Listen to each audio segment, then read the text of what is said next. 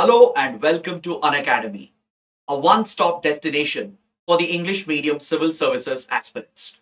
A very good morning and welcome to the most comprehensive Hindu analysis on YouTube. So let's start the discussion by first looking at the topics that we are going to discuss. From the Delhi edition of the Hindu, we have a number of important articles today, and I have chosen a total of 11 topics for a detailed and comprehensive analysis. The idea is to ensure that you don't have to go back and read the newspaper again. Now, before we start the discussion, I have a very important announcement. Unacademy has launched its dream project, Unacademy Platinum.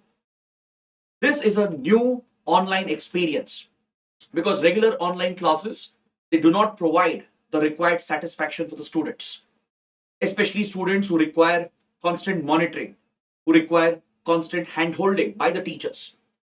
So in Platinum program, you get an opportunity for a two-way interaction with the teachers where you keep your cameras on and the teachers can keep a check on you whether you're attentive in the class or not and ensure that a lively conversation takes place in the class to resolve all your doubts.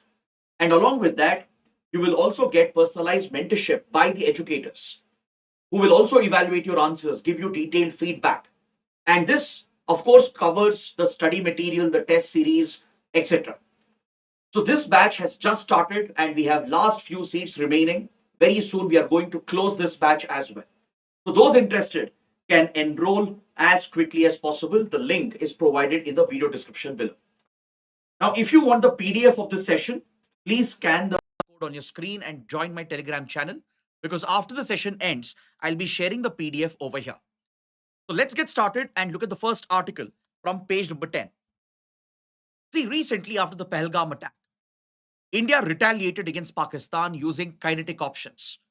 We launched Operation Sindoor, delivered precision military strikes on terror infrastructure of Pakistan. And when Pakistan escalated the conflict, India retaliated again by striking Pakistani military targets before we worked out a ceasefire. Apart from these kinetic military options, India has also effectively used diplomatic options to pressurize Pakistan and to impose a cost on Pakistan. India has suspended all the trade. We have closed the border crossing points at Wagah Atari checkpost. And more importantly, we have leveraged the Indus Water Treaty. We have kept the Indus Water Treaty in abeyance.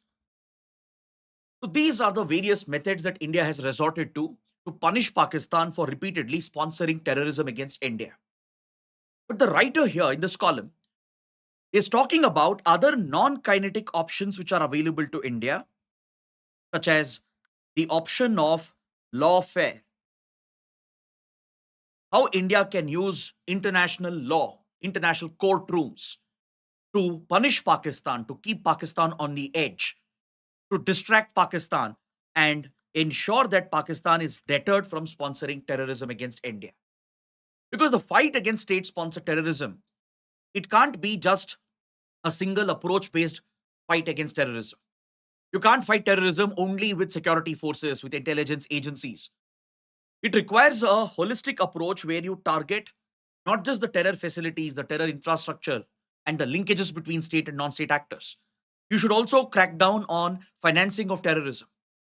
And the country which is sponsoring terrorism should be brought under international scrutiny. It should be publicly exposed at the global level, isolated at the international community. And this requires India to exercise different options apart from kinetic and regular diplomatic options. Now, for example, after the 26/11 Mumbai attacks, we saw India exercising these coercive diplomatic options, including the option of lawfare to corner Pakistan and to expose Pakistan. The then Manmohan Singh government, which engaged in coercive diplomacy, carefully pieced together the evidence linking Pakistani state agencies like the ISI with Lashkar-e-Toiba and the perpetrators of the 26/11 attacks. We presented this evidence to the global community across international organizations and made use of international legal frameworks to punish and corner Pakistan. We have discussed in previous sessions how India has utilized platforms under the UN, such as the 1267 Sanctions Committee, to proscribe Pakistan-based terrorists. We've also discussed repeatedly how India has used the FATF platform, the Financial Action Task Force, to impose a financial cost on Pakistan. India has got Pakistan grey listed 3 times in the last 15 years, which has had an impact on its economy. Now, apart from all these options that you know about, there is another option that's available, a non-kinetic option, which we refer to as lawfare. See, when it comes to war, because obviously we are at war with terrorism, there's no doubt about it. We are at war with Pakistan-sponsored terrorism. So while fighting a war, there are different domains in which you wage the war. The traditional domain of fighting a war is, of course, by using your conventional armed forces, fighting a war on the battlefield, on the land, in the air, in the seas. These are traditional domains of warfare, where conventional armed forces face off each other. Or we use conventional armed forces to target non-state actors, like we did under Operation Sindoor. We also have other domains of warfare today, such as outer space, cyberspace, etc. All these domains have emerged as new dimensions of warfare. Space warfare, cyber warfare, where you employ offensive, defensive weapons in the cyberspace, in outer space, to target the opponents. Now, other than this, you also have something known as information warfare and psychological warfare, or Psy-war. We saw this at play between India-Pakistan during Operation Sindoor, when Pakistan tried to undermine the Indian narrative. It tried to spread fake news and propaganda as part of its information warfare, and it was engaging in psychological warfare against India. And India was also countering it. So all these are different dimensions, different domains of warfare. So lawfare is also one of the domains of warfare. Lawfare refers to the usage of international law, applying international law, invoking the international legal framework to drag your opponent to international courtrooms in order to bring diplomatic pressure on them. This strategy is referred to as lawfare. Just like armed forces fight a battle in the battlefield, diplomats and legal experts, they can wage these legal battles against the enemy and expose their involvement in terrorism and bring this in front of the international community. So, how exactly can India leverage lawfare against Pakistan? That is the focus of this article. Now that we have discussed all the other options, I think you need more insights about how India can wage lawfare against Pakistan to not just hold Pakistan accountable and prove that it is guilty. You need not even win these cases. Doesn't even matter what will be the eventual outcome. What matters is that you drag these cases, you drag Pakistan to court. You use international conventions and legal frameworks to expose Pakistan and build this global narrative that Pakistan is a state sponsor of terrorism. So how can India do this? That is the question. How can India wage lawfare against Pakistan? See, there are many options available in front of India. There are few international conventions, there are few regional conventions, and we can draw the provisions of these conventions and legal frameworks and use that to basically pin down Pakistan. For example, India has been pushing for a global convention at the United Nations known as the CCIT, the Comprehensive Convention on International Terrorism. This convention was proposed by India in 1996 at the UN. It's an India drafted convention, drafted by India, proposed by India at the UN. But unfortunately, it has not been adopted as of now. It has not received enough support from other countries for CCIT convention to be adopted by the UN. See, when India drafted this convention, India was already a victim of terrorism. We were already a victim of state-sponsored terrorism. So the CCIT convention proposed by India primarily targets state-sponsored terrorism. The convention proposed by India, it provides a universal definition of terrorism with no distinction between terrorist groups. Because some countries have this habit of creating a distinction between so-called good terrorists and bad terrorists. Like how Pakistan does, for example. Pakistan sees the terror groups that act against India, like Lashkar-e-Toiba, Jaish-e-Mohammed, and the others, as good terror groups as it serves Pakistani interests. So Pakistan doesn't act against them. Whereas it only targets those groups like the Balochi insurgent outfits, the TTP, which target the Pakistani state itself and labels them as bad terrorists. India never does that. We don't have the habit of distinguishing between types of terrorism. But many countries have done that, not just Pakistan. Even countries like Iran, Qatar, Saudi Arabia, Israel, United States, all these big powers, they have this habit of sponsoring terrorism as part of their geopolitical conflicts. Even Russia, China, Turkey, all these powers have been involved in sponsoring few terror groups, radical groups to serve their narrow geopolitical interests. So they don't target them, they don't act against them. Whereas they only target those groups which are a threat to them. So this hypocrisy that you see in the world when it comes to fighting terrorism is something that India wanted to end. So India proposed under CCIT convention to have a universal definition of terrorism with no distinction of any kind. And it would specifically focus on state-sponsored terrorism, and it would mandate every UN member, all the UN member states would be obligated, if it is adopted, to not allow a safe haven to exist for terrorism. No UN state can provide for a terror sanctuary. They can't allow their territory, their soil, to be used by terrorist outfits which are basically targeting another country. This convention would prohibit state actors from getting involved with terrorism. It would prohibit the state agencies from providing funds or weapons and any kind of support, including training, to terror outfits. It would provide for penal provisions as well against those states which don't follow these provisions. So it contained the right mix of elements, the legal elements needed to bring an end to global terrorism. This would also build global cooperation and coordination in countering terrorism as well. But despite this being a well drafted convention from India, it has not received adequate support. And I think you can guess why. Those countries, especially, which want to use terrorism as their geopolitical weapon, they are completely opposed to it. So, be it the P5 members, especially US, or Russia as well to an extent, several West Asian powers like UAE, Saudi Arabia, Turkey, Iran, China as well. All these major powers, they have not extended support to this convention pushed by India because they themselves will stand exposed if the convention is adopted. The US is worried about its involvement with various terror outfits. Saudi Arabia is worried about its involvement with radical terror groups.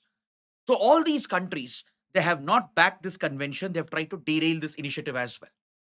So India can try to give a fresh push.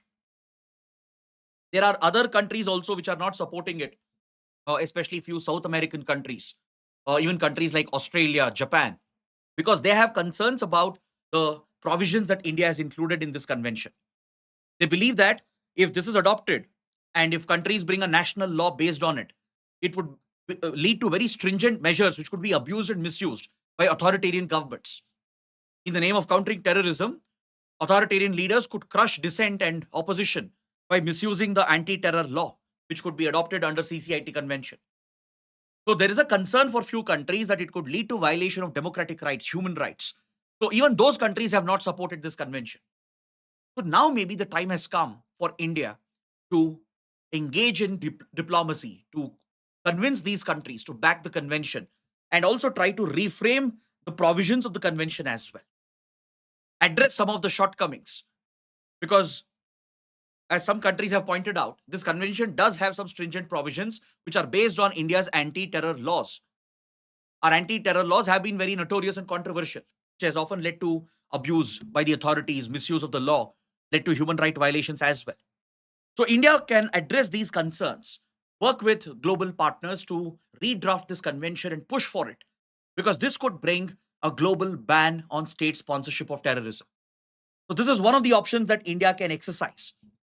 Other than CCIT, there are existing conventions that we can make use of to target Pakistan. Please make a note of this. Under the SAARC regional framework, there is a regional convention on the suppression of terrorism. Under the SAARC grouping essentially consists of South Asian countries led by India, the South Asian Association for Regional Cooperation. So 8 South Asian countries are part of it. So under the SARC, a regional convention was adopted for suppression of terrorism, which declares terrorism as a punishable crime, which focuses on terror financing. And Pakistan is a party to it. Both India and Pakistan are party to the SARC Regional Convention on Suppression of Terrorism. Then apart from this, we have 2 international conventions. The ICSFT, International Convention on Suppression of Financing of Terrorism. The ICSFT mainly focuses on suppression of financing of terrorism. So it specifically targets terror financing. Any entity, individual, organization involved in sponsoring terrorists could be prosecuted under the provisions of this international convention. So we can make use of the International Convention on Suppression of Financing of Terrorism. There are specific provisions that prohibit any state sponsorship of terrorist activities. And India is party to it. We can make use of international courtrooms such as the ICJ, the International Court of Justice, and expose Pakistan at the ICJ using the provisions of this convention. Though Pakistan has not accepted ICJ's jurisdiction with regard to ICSFT, India can still file a case and still push for a legal battle to bring that pressure on Pakistan. Because see, recently Ukraine did the same with Russia. Ukraine used the exact same convention, the ICSFT, International Convention on Suppression of Terrorism, because Russia was involved in backing pro-Russian separatists in eastern Ukraine, in the Donbas region. So after the war began, Ukraine engaged in this lawfare or legal battle against Russia by dragging Russia to the ICJ. Though Russia does not accept ICJ's jurisdiction under this convention, Ukraine still filed a case and it tried exposing Russian involvement, Russian state involvement, where state intelligence agencies were backing these pro-Russian separatists. So though Pakistan has not accepted ICJ's jurisdiction under ICSFT, India can still use the provision because we are party to it. We have accepted ICJ's jurisdiction and we can try to expose Pakistan. As I said, it doesn't matter what will be the eventual ruling. It doesn't even matter whether the ruling will go in favor of India or not, right? Because such cases will drag for many months, many years. But in the process, you can build this narrative that Pakistan is the hub, the nerve center of terrorism in the world. Then we also have the Terrorist Bombings Convention. Terrorist Bombings Convention. There are specific provisions under this as well that deal with state-sponsored terrorism. Both India and Pakistan are actually party to it. But however, what is perplexing here is that India has not accepted ICJ's jurisdiction for this convention. Now, this is a position that India needs to clarify. Maybe we need to revisit our decision and accept ICJ's jurisdiction for the Terrorist Bombings Convention because Pakistan is party to it and it has accepted ICJ jurisdiction under this convention. Under the Terrorist Bombing Convention, Pakistan has accepted ICJ jurisdiction. So India can make use of this platform if we also accept ICJ jurisdiction and drag Pakistan to court, fight this battle in international courtrooms. And this requires very fine diplomacy from India. Statecraft would be required. So India's diplomatic pressure on Pakistan need not just be at the UN. It need not just be at the FATF. We can make use of these legal frameworks which are present. We can push for new conventions to be adopted, such as the CCIT. We can use existing conventions as well and drag Pakistan to court, try and expose Pakistan and bring that international pressure on Pakistan. So this strategy is what we refer to as lawfare, where you use the legal system and the legal framework to wage a war, a diplomatic war, a legal war against the opponent. So based on this, please take up this mains practice question. Try to write your answers based on what we have discussed. So please try to post your answers as well in the comment section so it can help other students. Now let's move on to the next article. On page number 12, we have this column related to urban forests. If you remember, yesterday we were discussing the same topic on the International Day of Biodiversity. So today we have a related article, very insightful, gives some new points and new perspective regarding urban forests and urban biodiversity. So those of you who haven't watched the session yesterday, I would just refresh your memory. I would just introduce you to the concept of urban forests. Why urban forests are important? What role do they play? What purpose do they serve in urban planning? See, urban forests, they act like a natural buffer. They help in moderating temperature levels in the city. They help in tackling air pollution. They protect your soil from erosion, maintains the nutrition level of the soil as well. It helps in tackling the overall impact of climate change. Because don't forget, forest cover can act as a sequester of carbon. It can help in carbon sequestration, in removal of harmful greenhouse gases from the atmosphere. It can protect the soil system because the root structure, right, will give some strength to the top layer of the soil and protect the soil from the natural elements like wind, rain, water, etc. It helps in filtering out toxic air pollutants. Studies have repeatedly established that tree cover is very, very effective in filtering particulate matter and even in filtering toxic air pollutants from carbon monoxide to PM 2.5, PM 10, and other deadly toxic gases can be filtered out by the tree cover which is present. And also, it can help combat the urban heat island effect, which has become very common. It can help mitigate heat wave conditions during summer months in our cities. It can help tackle the overall long term impact of climate change. So, there is no doubt that cities need urban forests. Urban forests are like the lungs.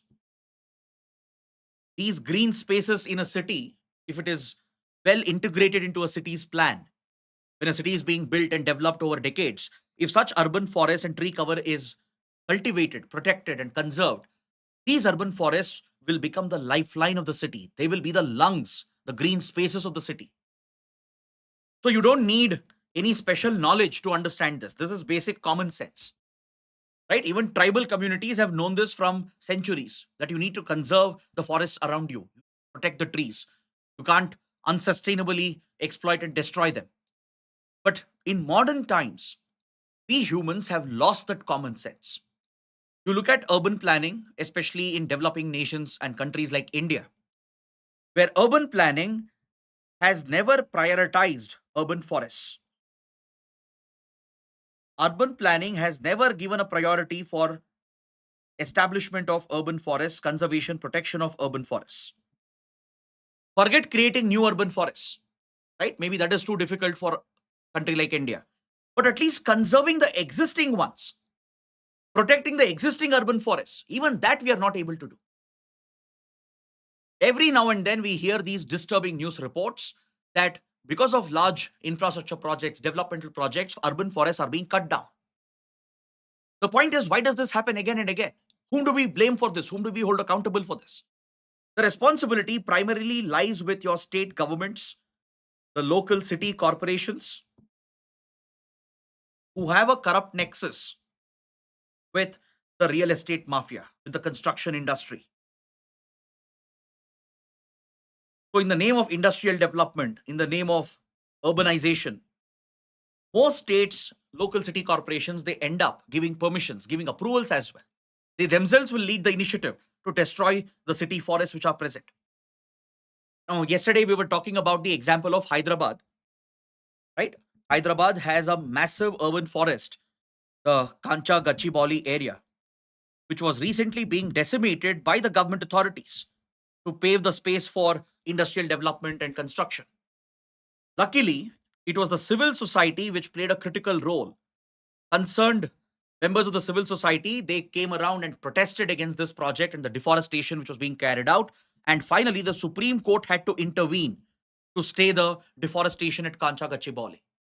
Similarly, in every city, for example, in Mumbai, yesterday we were talking about the mangrove forest present on the suburbs of Mumbai and the RA forest land, which is very much part of the city landscape, which has been threatened by such construction and developmental projects.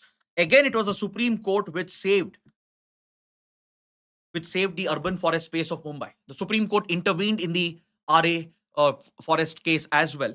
Even here, the civil society played a very big role. Environmental activists, civil society activists, they raised their voice, protested against these government projects, and finally, the judicial intervention is what saved the RA forest in Mumbai. So, like this, in each and every city, there are forest lands that are present. To take Delhi, for example, those of you who are from Delhi or if you've been to Delhi, I'm sure you would be familiar with the Aravali Ridge present on the outskirts of Delhi towards Gurgaon, right? The Aravali mountain range, which stretches all the way from Gujarat, Rajasthan, towards Haryana, towards Delhi. The ridge present here is a very important ecospace. It's a leopard habitat, it's a wildlife corridor, but still there is rampant construction and destruction of the natural forest land which is present. In Bengaluru as well. In Bengaluru as well, you have the Thurali forest in South Bangalore. You also have Hesarghatta in North Bangalore. But large scale real estate development and overall urbanization has completely decimated these natural forests which were available. They were acting as moderators of the climate and the environment. So across India, we see such examples. There is blatant disregard for the environmental value that these forest spaces bring to our cities. As I told you, they help in tackling pollution. They help in improving your health. They help in making cities livable. And yet, we have complete disregard for that and driven by greed, corruption, right? We are pushing for destruction of these forests. Now, the point is, don't we have any policies in this regard? Don't we have any regulations and laws in this regard? We do have sufficient regulations and policies and laws, but the point is about enforcement. Because see, there's a constitutional mandate as well to protect the environment. Under Article 21, right to life, which is guaranteed as a fundamental right, this includes a right to clean environment, right to clean air, as interpreted by the Supreme Court through various rulings and judgments. If you look at Article 48A, which was added through the 42nd Constitutional Amendment Act in 1976, it introduced a directive principle of state policy mandating the government to protect the environment, to protect forests. So under DPSP, governments have an obligation, they have a duty to protect forests and the environment. Even the citizens under fundamental duty, Article 51A, Clause G. There is a fundamental duty enshrined in the Constitution where citizens have a responsibility as well to protect the environment and the forests. So based on these constitutional principles, inspired by these constitutional mandates, there are few policies in the country, there are existing regulations, there are schemes as well to promote urban forests. But what we have seen is that without judicial intervention, most of our urban forests would have been decimated by now. Thanks to the Supreme Court and some of the high courts, the Delhi High Court and other high courts, they have intervened repeatedly to protect urban forest land from any unwarranted destruction. As I told you, it was the Supreme Court which saved Kanchagachibowli, RA. It was the Delhi High Court which intervened with regard to the Aravali Ridge. So repeated court intervention has played a pivotal role along with proactive involvement by the civil society. Civil society and judicial intervention. This has been a key factor in protecting our urban forests. But that need not be the case. This initiative, this drive should come from a proactive government, especially from the local governments.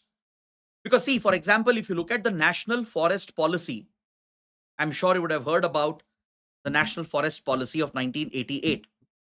Under the National Forest Policy, there is a stated goal. The Environment Ministry has given itself a target to ensure 33% forest cover in the country. This is a national goal which has been laid out, a policy goal for the government that Environment Ministry will strive, it will work with states to ensure 33% forest cover in the country. And that of course includes your urban forest areas as well. In 2014, the government launched the National Mission for Green India. Then we have the Smart Cities Mission, which also focuses on the green spaces in a city.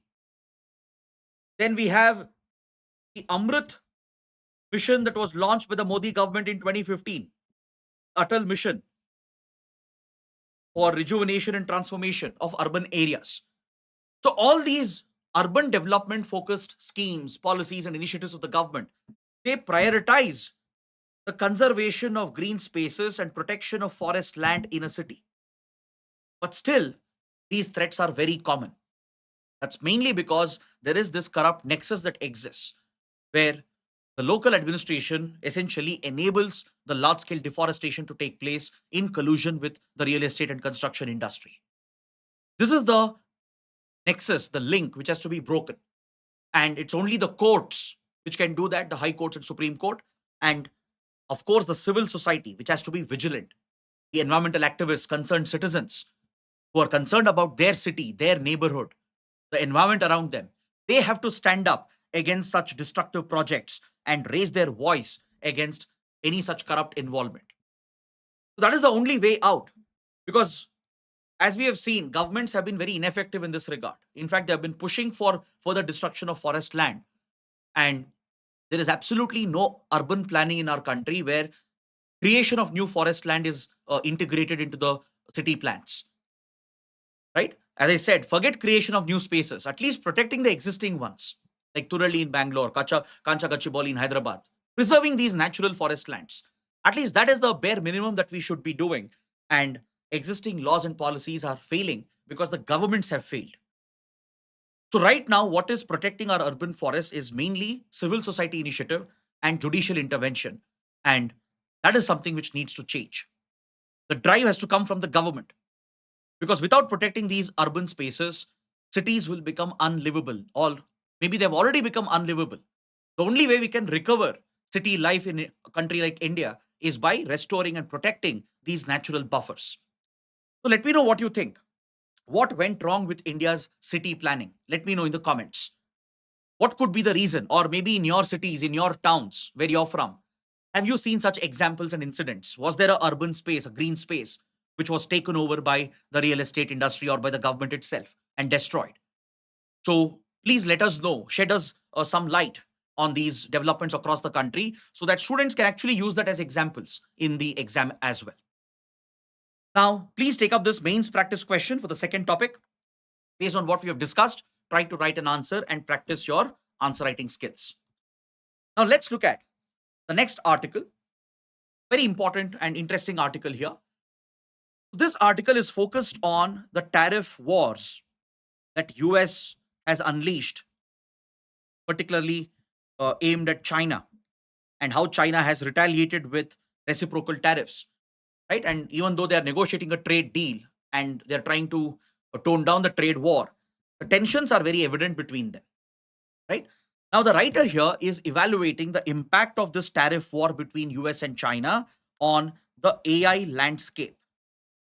How the world of artificial intelligence is a critical emerging technology. How will this be affected?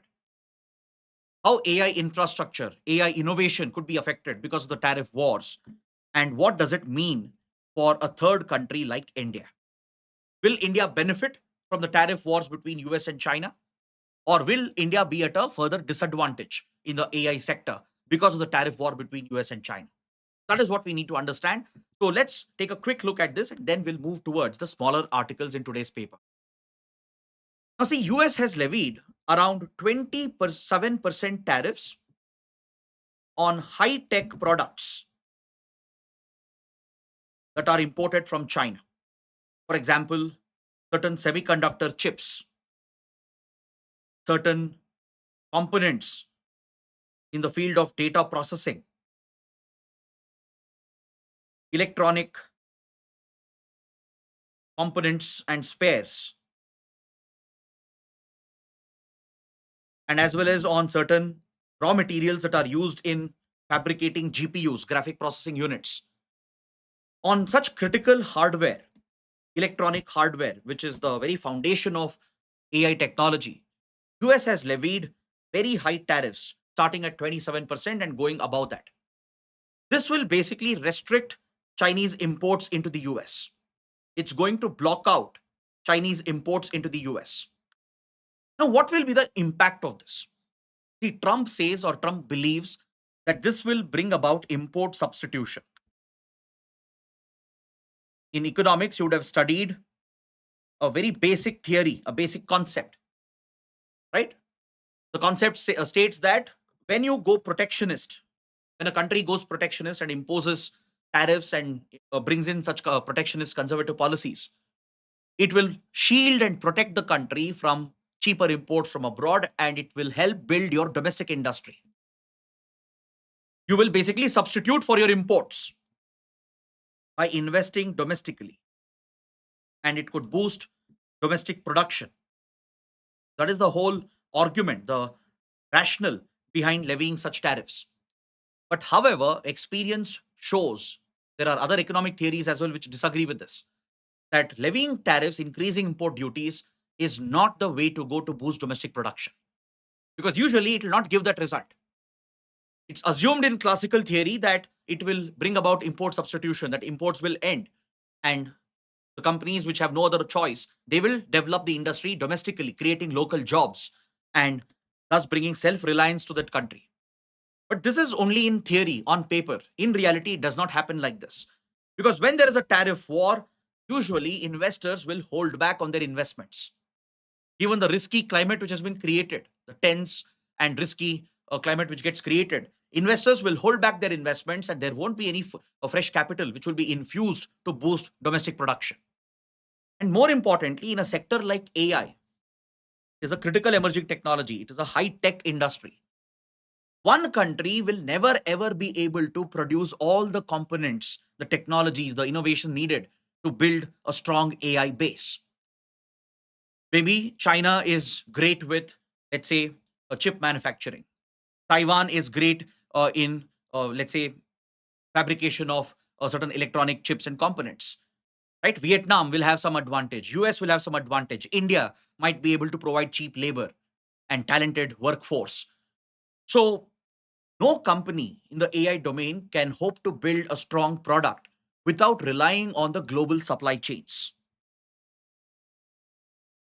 No company can ever build a robust AI product which will suit the market requirement without depending on global supply chains. It's almost impossible. You look at any American tech giant, you look at Microsoft, you look at Meta, Google, OpenAI as well, which has investments from Microsoft. All these big tech giants and various startups across US which are working in the AI domain, even they know very well that they can't build products indigenously, domestically. It's not viable, it's not practical. Either the resources are not available, or the raw materials are not present, or the entire supply chain would be missing, or workforce, cheap labor would not be present. The same is the case for every country. Even China, if you look at China's DeepSeek, eventually this Chinese company used NVIDIA GPUs, right? They relied on American hardware to build the cheap version of ChatGPT. So this experience clearly shows that countries are so dependent, and a sector like AI requires global collaboration. It requires dependency on global supply chains, because some countries have some advantages. Like Taiwan, if you take Taiwan for example, it's a world leader in semiconductor production, chip fabrication. Probably no country can beat the unique advantages that Taiwan brings in, the cost competitiveness that Taiwan can bring in. Similarly, India can bring in the talented workforce and provide the required talent at a cheaper cost compared to any other country in the world. Why? Because we produce 1.5 million engineering graduates every year. And today, many of them, majority of them, are very keen for a career in AI, for a career in the field of data. So we have a readily available workforce, right? Talented, relatively cheaper compared to global labor standards. And as a result, India could be the supplier of the talented workforce needed for the AI sector. Vietnam has a unique advantage of its own. Vietnam has a unique advantage in electronics data processing industry, offering very competitive prices. So even American tech giants rely on sourcing few components from a country like Vietnam. American tech companies rely on countries like India for the talented workforce. They rely on Taiwan, they rely on China to procure the electronics, the chips, etc. So you can't build massive data centers. You can't train large language models without depending on the global supply chain. That is the hard reality, the harsh truth. In fact, in economics, there is this theory called the classical Ricardian trade theory. According to classical Ricardian trade theory, protectionist policies may not be advantageous. It could actually backfire, right? It could boomerang and it could hurt your domestic industry. So, Trump's policies will eventually disrupt the global supply chain. That is for sure. If US China don't manage to work out a trade deal, and if they don't move away from this tariff war, it will end up disrupting the AI global supply chain. It will end up hurting each and every country in the world. It could hurt the American tech industry itself. It will hurt China as well. It will hurt India and every other country. Now, the point is, can India benefit from this as well? Are there any advantages? There can be certain advantages provided if the capital shifts. Let's say if companies shift their investments from China to a country like India. Since India has been welcoming of foreign investments, creating the right climate for foreign investments in this key sector, right? India has a very ambitious government-driven mission, the India AI mission, where the government itself has taken the lead to set up the basic AI infrastructure in the country. So, if such policies exist, and if there is a willingness from the investors, from the tech giants and the companies to shift their production, to shift manufacturing entirely to a new country, maybe to Vietnam, to India, then a country like India will stand to benefit. So, this tariff war between US and China, it is a double-edged sword. It can benefit some countries as well, especially India can stand to benefit. It could hurt Indian interests as well. Because the tariff war, if it disrupts the global supply chain, the prices of these essential components and goods and commodities will shoot up. So India's investments in AI sector will become more costlier, more expensive. Indian startups will struggle to procure these chips and advanced GPUs. We won't be able to create the infrastructure needed. Even government programs like India AI Mission will be derailed because of the massive jump in prices that might be witnessed in the global markets. So either it will be a severe disadvantage for India, or there could be some opportunities as well which will open up, or it could be a mix of both. There will be an implication, a negative implication, but there will be some opportunities which will throw open, because the fight between US China can create opportunities for third partners, third countries like India. That is what we learned from this article. The trade war, it could completely reshape the AI landscape in the world. Today, US and China are the global leaders in AI and AI related technologies. Maybe, who knows, because of this tariff war, India could become the data processing hub. The data centers might be set up in India.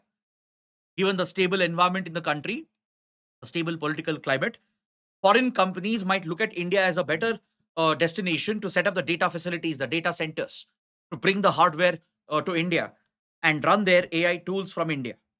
So there could be a great opportunity for India as well. But the disruption in the supply chains and global markets will definitely shoot up the prices. And please understand, India doesn't have a strength in producing hardware, right? We don't have any leverage when it comes to chip fabrication or semiconductor production in the country, right? We have just scratched the bare minimum when it comes to the electronics industry. India might be a assembly hub, but it's not a manufacturing hub for semiconductor chips, GPUs, etc. So we may not see the essential hardware production shifting to India, because that would require massive investments and facilities. But there are some positive signs. For example, companies like AMD, which is a major tech firm in the field of processors, it has announced a $400 million investment in Bengaluru to build a semiconductor and processing manufacturing facility in India. So this could be advantageous to India because companies will see that India has the right workforce, a stable environment, and we may escape the brunt of the tariff wars of the US. So this could attract companies to India and create opportunities for India's youth, right? It could finally lead to the establishment of a stronger manufacturing base in the electronic semiconductor industry in India. But as I said, the overall disruption, the lack of availability of raw materials, components, this could hurt India as well as the cost of importing them will shoot up and it could be disadvantageous to India as well. So that's why tariff wars are usually mutually destructive. It's not beneficial to anyone. It will hurt the country imposing it. It will hurt the target countries as well. It will hurt the third countries, which are not even part of the tariff war. That is what we learned from this article. Now, let's look at this article from page 15. It refers to a very important statement that has been made by the CDS, the Chief of Defense Staff. General Anil Chauhan, the current CDS, has written a book related to India's national security, and he has spoken about the need for a national security strategy and a national defense strategy. The CDS is the highest ranking military officer in the country. It's a newly created office which was set up in 2019. General Bipin Rawat was the first CDS. After his unfortunate tragic passing, Anil Chauhan has been appointed as the second CDS. The Chief of Defense Staff is a very pivotal role in our defense and security establishment. The CDS acts as a single point military advisor to the government of India, to the Defense Minister of India. The CDS also is the chair, the permanent chair of the Chief of Staff Committee. Essentially, the Army Chief, the Navy Chief, and Air Force Chief. They are part of the Chief of Staff Committee, and CDS is the permanent chairman of this committee to build synergy between the forces, to bring coordination between the three armed forces. The CDS is also responsible for optimizing the defense budget. The CDS also heads the Integrated Defense Staff, the IDS, which provides for synergy in military operations between the three branches of the armed forces. In fact, during Operation Sindoor, you might have seen the IDS was very active, the Integrated Defense Staff. As most of the operations were of a tri-service nature involving all three services, the operations are coordinated, synergized at the IDS, the Integrated Defense Staff, which now comes under the CDS. The CDS also heads the Strategic Forces Command, the SFC, which is responsible for operating and deploying India's nuclear arsenal. And the CDS also performs a bureaucratic role. The CDS is the secretary of a newly created department in the Defense Ministry, the Department of Military Affairs. So this is a unique role performed by the CDS, and that makes CDS one of the most important offices in our security and strategic establishment. Now, the CDS has addressed one of the criticism. Usually, India is often criticized by experts, by several veterans as well, from even several think tanks and global media, that India doesn't have a defined national security strategy. So the CDS has countered this criticism. He has argued that yes, India does not have a written national security strategy. There is no document which the government has brought out, which has been notified by the government, published by the government. But doesn't mean we don't have a national security strategy. Just like Israel faces multiple threats, from terror groups like Hamas and Hezbollah to Houthis, to rival states like Iran, represent an existential threat for Israel. And Israel, which has been able to successfully defend itself, does not have a written national security strategy. Pakistan, on the other hand, ironically, has a written national security document. But look where Pakistan is today. China has a written national security policy in place. United States has a written national security policy in place. So India may not have a written document, a published, notified document by the government. But CDS has said India, of course, has a national security strategy. Behind the scenes, there is a national security strategy which has been adopted. It's an unwritten document. It's a document which has not been published. So for any country to safeguard its security interests, to protect its strategic interests, it needs to have a national defense strategy and a national security strategy. A defense strategy for military planning, for military modernization, etc. A national security strategy, which encompasses national security and internal security as well, covering counterterrorism and all the types of security threats that are present. Now, in 2018, India had set up a committee. India set up a apex committee known as the Defense Planning Committee. It was chaired by the National Security Advisor. The NSA of India, currently Ajit Doval, would be the head of the Defense Planning Committee, which was established in 2018 to come out with a national defense strategy and a national security strategy. But officially, we have not heard about it. There has been no update from the government whether India has crafted a national defense and security strategy and has it been adopted or not. But the CDS has made it clear that we don't need a written document. And just because there is no written published document doesn't mean we don't have a strategy in place. Any great power will of course have a security and defense strategy in place. That's what the CDS has said. But of course, India has a national security strategy, a national defense strategy, but it's unwritten, it's unpublished. It's something which is known to the security establishment, which is there at the back end, which is not made public. So that is something you need to note down. Next, a big development in the Indian Ocean. Very, very big development. This is related to the Chagos Islands dispute between UK and Mauritius. The Chagos archipelago is a group of islands in the Indian Ocean located to the south of Maldives, the south of India. So this essentially was claimed by Mauritius as a part of its territorial sovereignty. Mauritius, which was a British colony, right, gained independence from British rule. The region was decolonized, but Britain never gave up its sovereignty over these group of islands, the Chagos group, which consists of several hundreds of islands which are spread out. Britain never gave up its sovereignty over here and retained this as a British Indian Overseas Territory, BIOT, because the British knew the strategic value of these islands. Because see, the Chagos Islands, they are sitting on the Chagos Lakadiv Ridge, which is an underwater mountain ridge running from Chagos towards Maldives, towards India's Lakshadweep.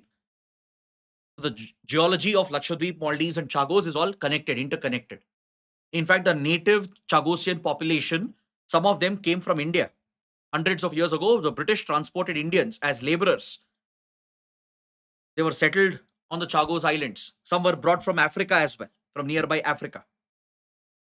So these workers from India, Africa, who were transported here to work on the plantations, they became the natives, the Chagosians. They were evicted by the British. The British retained sovereignty of Chagos. They never gave independence. They never decolonized it. So Mauritius became independent from British rule. So after the Second World War, when Cold War rivalries had started and US emerged as a global superpower, the United States managed to lease a strategic island called Diego Garcia from the Chagos group. The US secured a long-term lease of Diego Garcia, and the United States started setting up a major military naval base. In 1960s itself, the US started the work on Diego Garcia Island, which it had leased from UK, and it built a strategic naval base, which today is one of America's biggest foreign military bases. In fact, most of America's military operations across West Asia, Africa, South and Southeast Asia are run from Diego Garcia. So because of the strategic location and the value of Diego Garcia Naval Base, US and UK would never give up their ownership of the Chagos group of islands. They had even evicted the Chagosians, the natives of this island. So Mauritius has been fighting this sovereignty battle from a long time.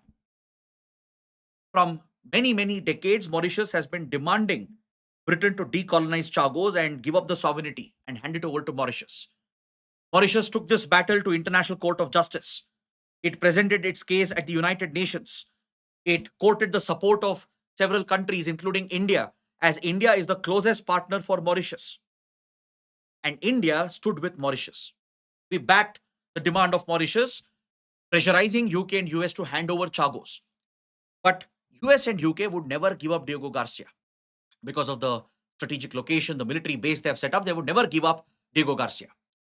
So following significant treasure built by Mauritius with the help of countries like India. Finally, last year, a deal was worked out between UK and Mauritius. In 2024, a deal was signed between UK and Mauritius, where UK agreed to give up its ownership of BIOT and transfer the sovereignty to Mauritius. So the deal was finalized. But the status of Diego Garcia was still not addressed. Of course, US and UK, they would retain Diego Garcia. Now US has signed a new agreement with UK for a 99-year lease of Diego Garcia. But Diego Garcia now doesn't belong to Britain to lease it to the US. So there was a need to work out these arrangements because Britain has essentially transferred the sovereignty to Mauritius under the last year's deal. So now they had to work out the terms and conditions, the exact terms and conditions through which Diego Garcia can remain an American British naval base while Mauritius will exercise sovereignty over the entire Chagos group. So this deal has now been signed. UK will be paying $136 million every year to Mauritius. UK, which wants to lease this island so that Americans can maintain their strategic naval base, will pay 136 million US dollars every year to Mauritius for the next 99 years. The 99-year lease has now been formalized. Sovereignty has been fully transferred to Mauritius. Mauritius will have full sovereignty over all the Chagos Islands, but Diego Garcia will remain with US as a US naval base, and they've leased it from UK. And in return, UK will pay Mauritius $136 million every year. So this brings the Chagos dispute to an almost end. Right? Britain has given up its sovereignty. Mauritius will now be claiming full sovereignty over Chagos group, except for Diego Garcia, which would remain under the lease of US and UK. But sovereignty, even of Diego Garcia, will be with Mauritius. So it's like Mauritius owning all these islands and giving it on lease through UK to the US. That is the arrangement which has been worked out. These deals have now been finalized. Next, the Enforcement Directorate has been attracting a lot of controversy. The ED is not new to controversy at all. See, the ED, Enforcement Directorate, is mainly responsible for implementing the Prevention of Money Laundering Act to tackle money laundering. It is also responsible for dealing with foreign exchange violations under the Foreign Exchange Management Act. That is the primary role of the ED, tackle foreign exchange violations and to tackle money laundering. Now, Enforcement Directorate has been controversial because it's been alleged that the ruling party at the center often misuses the ED to target opposition-ruled states. This has been a constant criticism. We have seen this with CBI as well, with IT department as well, where it has been alleged from many, many years, not just with the current ruling party at the center, even before. We have seen that ruling parties at the center often misuse these central law enforcement agencies to target opposition-ruled states. The ED has also been largely misused on similar grounds, especially in recent years. Previously, ED was not so proactive. It would mainly focus on its specialist domain of tackling money laundering and tackling foreign exchange violations. But of late, with rising cases of money laundering, corruption, etc., ED has been repeatedly used by the current ruling party, by the current government at the center, to go behind those who are involved in money laundering and other violations. But it ends up appearing as if there's an attempt to target opposition ruled states, to target politicians in those states where opposition parties are in power. So recently, ED launched massive raids against TASMAC in Tamil Nadu, which is a organization that runs the liquor stores in Tamil Nadu. So alleging corrupt practices, ED conducted several raids aimed at Tamil Nadu politicians. And this has been seen as a blatant attempt to target the opposition. The Supreme Court has taken note of this.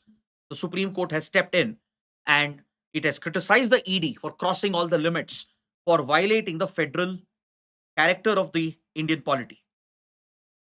Because don't forget, federalism is a part of the basic structure of the constitution. States have their own domain, their own jurisdiction. You can't have the center blatantly violating the federalist principles. Supreme Court has essentially taken the ED to task. On what authority did you carry out these raids in Tamil Nadu? TASMAC comes under Tamil Nadu government. If at all there was some corruption, Tamil Nadu government should look into it, not the center. Supreme Court has called this a blatant violation of federalism, and it has essentially reminded the ED of its jurisdiction. ED has limited jurisdiction, right? And also, there is a criticism that ED often files many false cases, which is reflected in its low conviction rate. Though it conducts many raids, it will arrest the accused. It will even confiscate the assets and properties because that is allowed under PMLA. Proceeds of money laundering can be confiscated and attached to the ongoing case. All this is done by ED, but eventually, when the case reaches prosecution, ED is not able to bring enough evidence, and eventually the case collapses, leading to a low conviction rate. So, this is either an indicator of incompetency.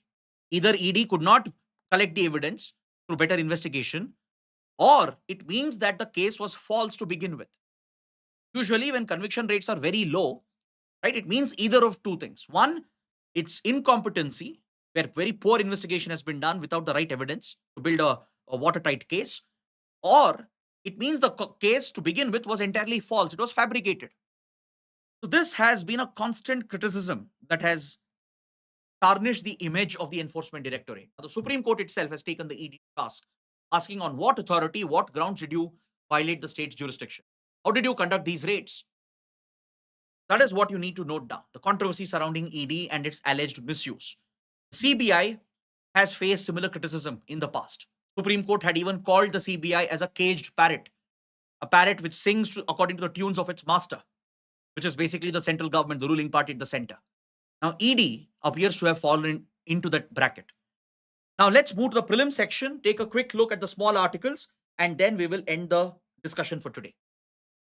Remember, yesterday we spoke about one of India's biggest anti-Naxal operation. India's CRPF, along with the state police forces, achieved one of their biggest success against Naxalism when they eliminated Basavaraju, the general secretary of the CPI Maoist, the very top leader of Naxalism in the country. So in this operation, a special unit was involved known as CoBRA. CoBRA stands for Commando Battalion for Resolute Action. Please make a note of this, because under internal security, you are expected to know about the security forces of India and the security agencies of India. So CoBRA is an elite special force unit that has been raised under the CRPF. Remember, yesterday I told you that CRPF is the primary anti-Naxal force of the center. The center, which is backing the state governments, has deployed CRPF and other central armed paramilitary forces to assist the state police in their anti-Naxal counterinsurgency operations or COIN operations. So CRPF, which is overall responsible for these anti-Naxal operations or counterinsurgency operations, it has raised an elite special force unit called CoBRA, Commando Battalion for Resolute Action, which specializes in jungle warfare and guerrilla warfare.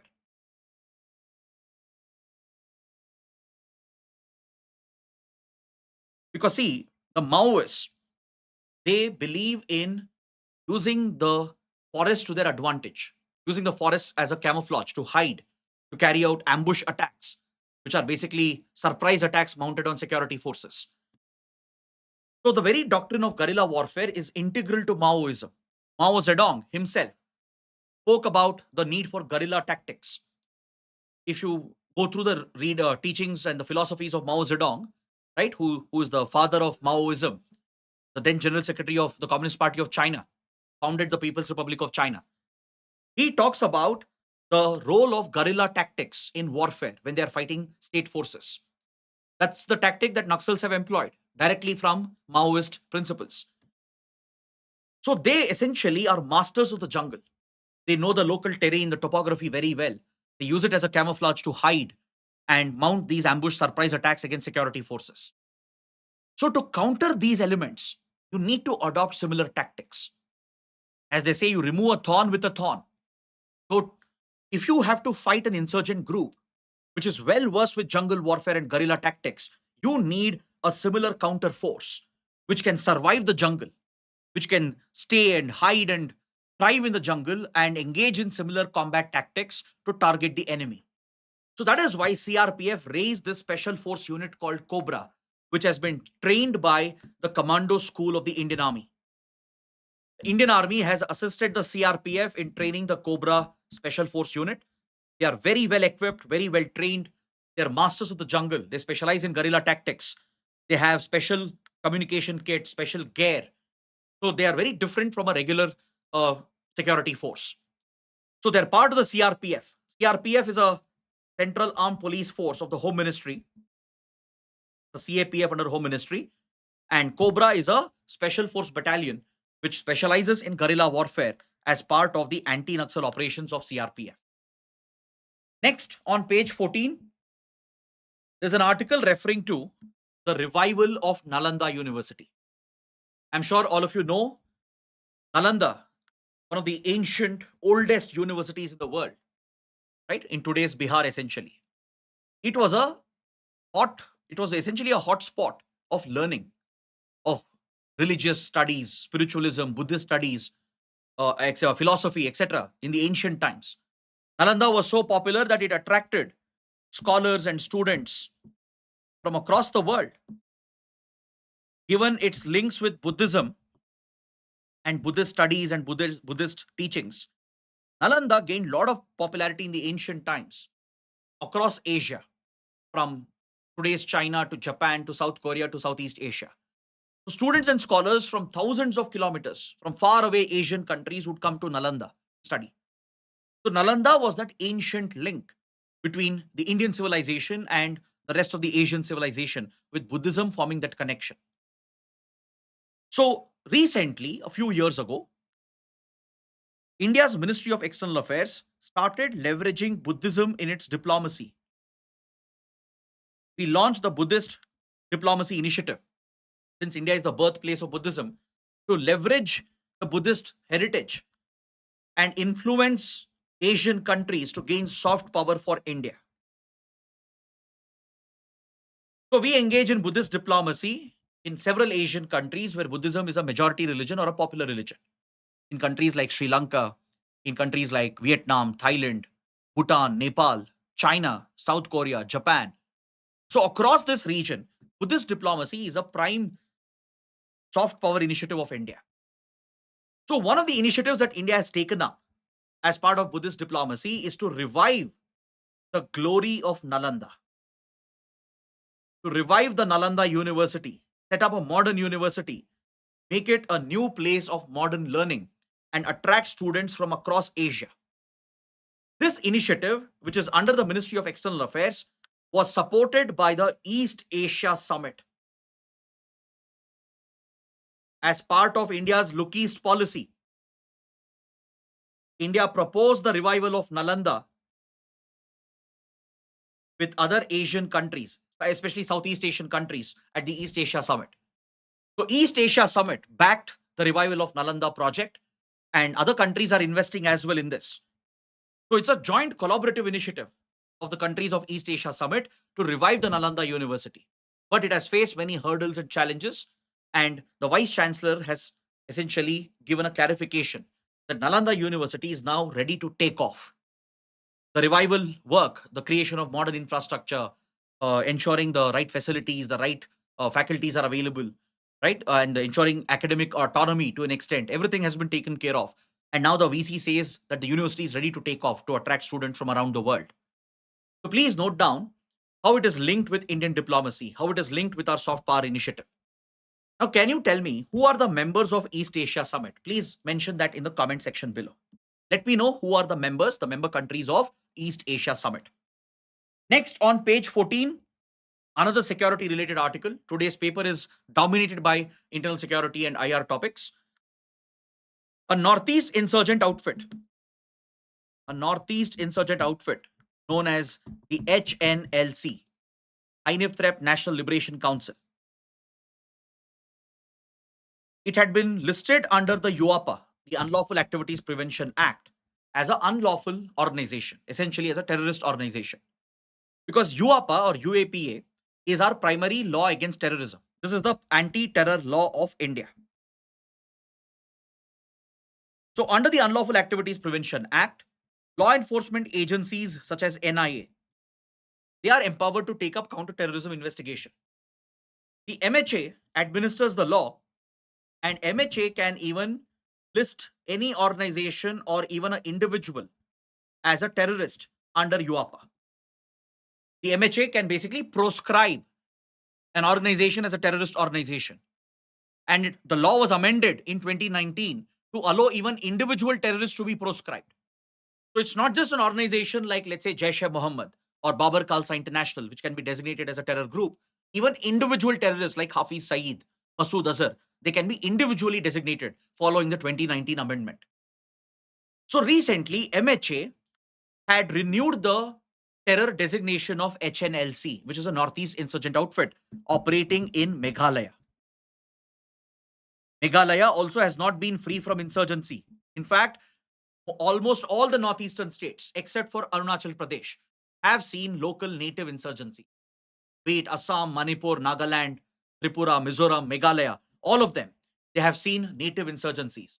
So in Meghalaya, there are different insurgent groups operating in the Garo, Khasi, Jaintia Hill region. I'm sure all of you are familiar with the Garo, Khasi, Jaintia Hills, located towards southern Meghalaya, along the borders with Bangladesh. These hills are home to unique ethnic tribal groups, the Garo, Khasi, Jaintia. The hills are named after these ethnic communities. Now, each of these community, they have their own rebel factions or insurgent groups fighting for their rights.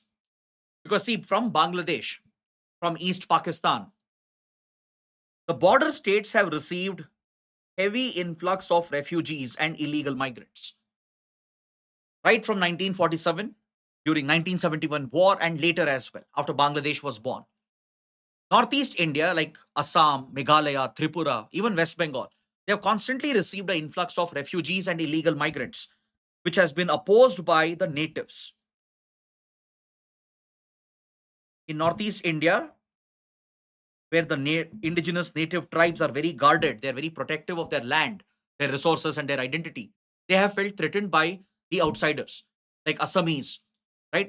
They protested against illegal migration, which led to the Assam insurgency by Ulfa.